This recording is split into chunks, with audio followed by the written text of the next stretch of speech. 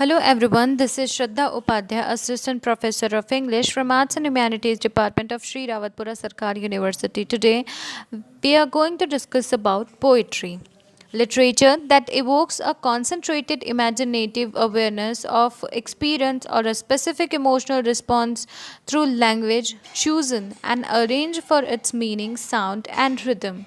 So poetry treats of two kinds of subject matters, that which is supplied by external objects such as deeds, event, and the things we see around us, and that which is supplied by the poet's own thought and feelings. Two former rise to objective poetry, the latter to subjective. So there are many types of poetry, so let's discuss them one by one.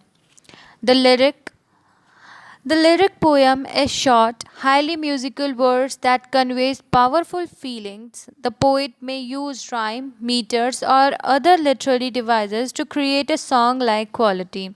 Unlike narrative poetry, which chronicle events, lyric poetry does not have to tell a story.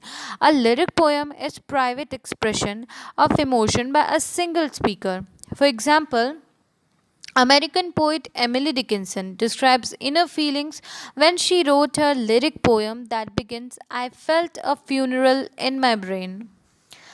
Then, the ode. An ode is a formal lyrical poem that is written in celebration, appreciation, or dedication. They are generally directed as a specific person, place, area, or object. Unlike other forms of poetry, the ode does not have a strict line or stanza requirement. Traditionally, they are not very long but encompass a variety of other structures such as elegy and sonnet. Usually, the tone is serious, genuine, and reflective. The subject matter, as stated above, can vary, but it is always something the poet feels deserves attention. Then the next one is the sonnet. A sonnet, pronounced son it, so is a 14-line poem with a fixed rhyme scheme. Often sonnet use iambic pentameter, five sets of unstressed syllables followed by stressed syllables for a 10-syllable line. Sonnet were invented by the Italian poet, and the word sonnet is derived from the old Occitan phrase sonnet means little song.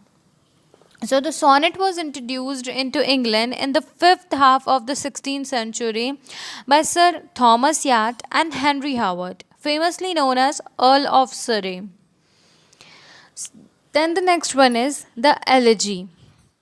The elegy is a poem of serious reflection, especially one mourning of the loss of someone who died.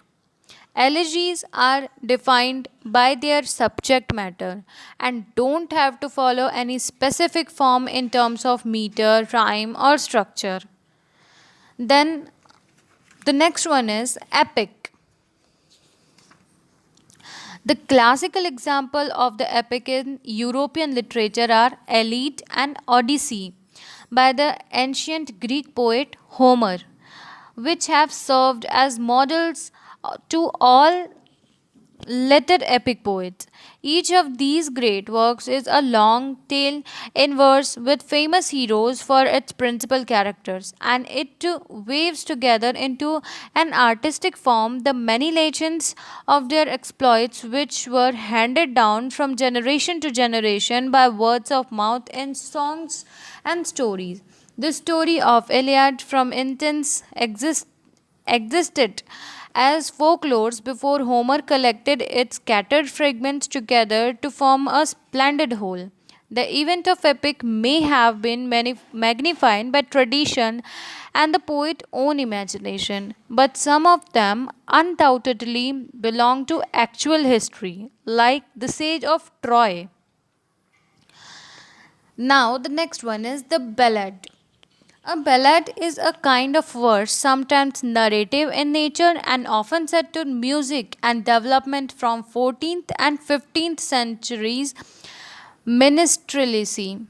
So, writers in Australia, North Africa, North America, as well as Europe and South America used the form.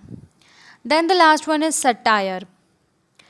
A satire, artistic form, chiefly literary and dramatic, in which human or individual voices, follies, abuses, or shortcomings are held up to censors by means of ridicule, derisions, irony, parody, or other methods, sometimes with an intent or inspire social reforms.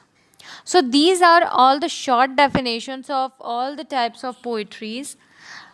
So thank you so much for listening this. Thank you.